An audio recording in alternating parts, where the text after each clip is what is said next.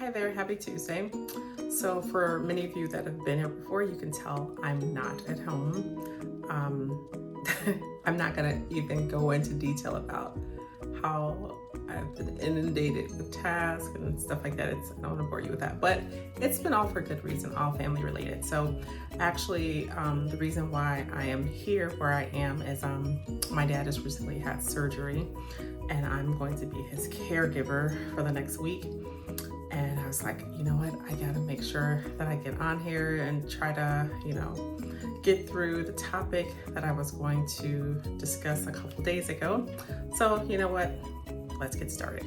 So this week's topic is going to be about divorce. So it'll be like giving you the framework of divorce. So normally when we think of divorce, we think about the legal meaning that it's going to be dissolving a marriage. But you can also have like a personal framework for divorce when you are separating from other things aside from a marriage. And I got this idea to do a series about divorce, like not only from a marriage standpoint, but also like family divorce, also friendship, workplace divorce, and divorce of habits or even identity. So for this video, for each letter that spells out the word divorce, I'm going to give a meaning that ties back into the word itself.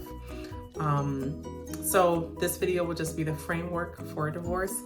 And like I said, giving that framework of how each letter ties into like a deeper meaning of the word itself. So for D, obviously it will be departed, right? So it's a departure from a shared direction, right? So in marriage, you can think of it that you are no longer walking on the same path, right? In a friendship, it could mean that, your values have evolved and you're going other places, right? And then in self-growth, it means that you outgrew who you used to be, all right? And then think of it sometimes this way: your body stays, right? But the direction has left, all right? And then the I for divorce, that is the identity shift. So divorce always changes who you are, right? In more ways than you probably could have ever imagined, especially if you've been through a legal divorce before. So spouses, when they get divorced, they become individuals again, right? You're no longer coupled as a unit, as a married couple. Friends become strangers. Employees become entrepreneurs, right? So people that are in denial become people in truth, right? And then any separation forces an identity recalibration, right? So you start to ask yourself, who am I now, right? Without this attachment that I used to have. And then the question is, that a question alone can fuel many episodic thoughts about what direction you want to go into next. All right, the V in divorce is for void, right?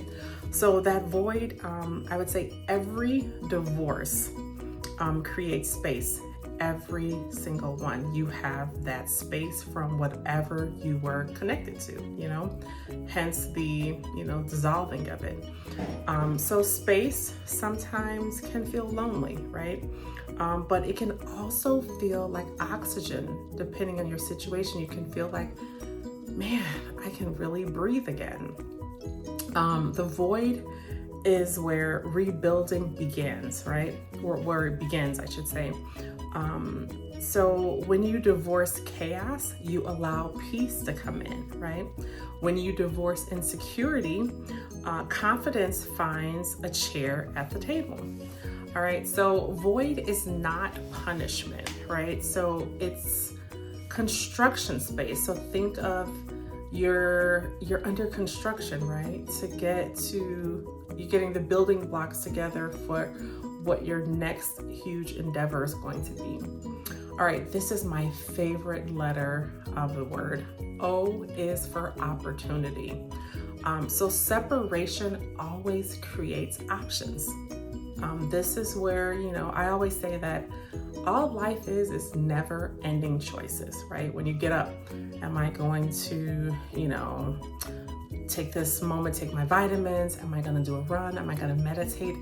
Am I going to exercise? Am I going to eat right?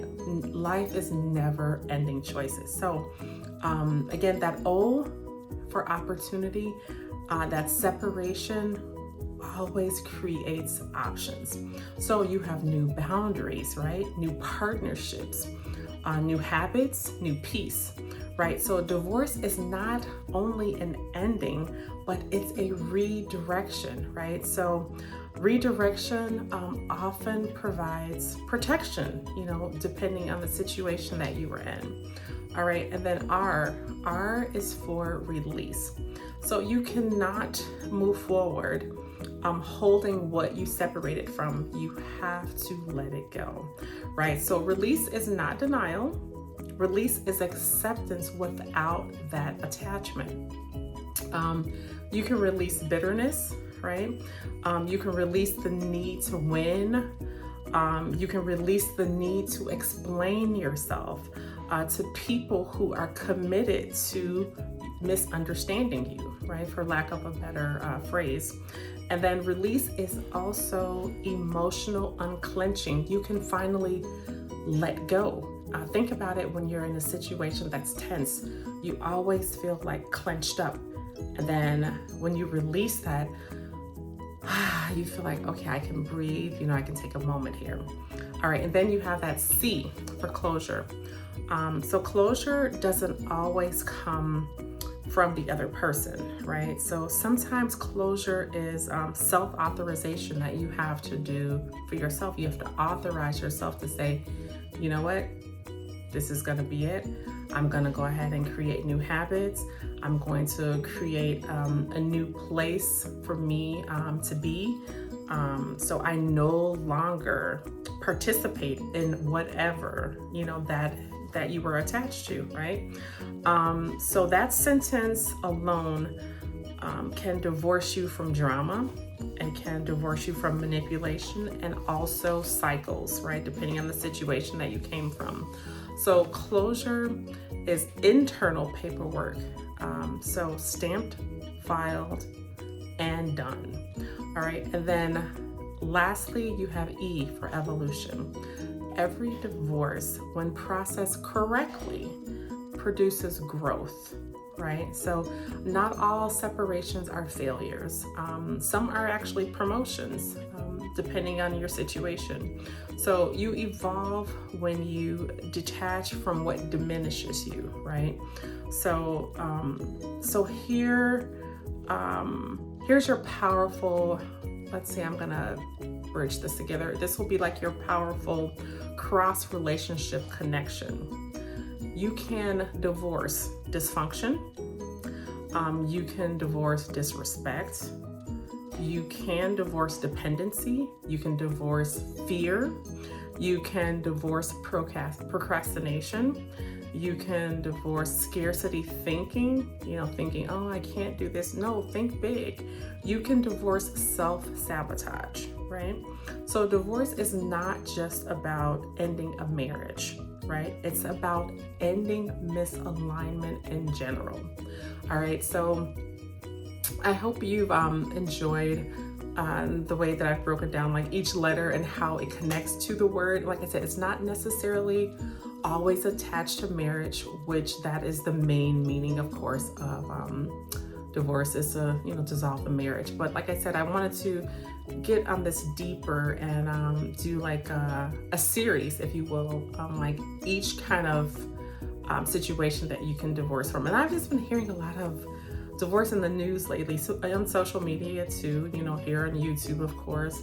And then also, there have been a lot of headlines out recently of how people reacted, after divorce. Like, you know, like terrible, like heinous actions, you know, even.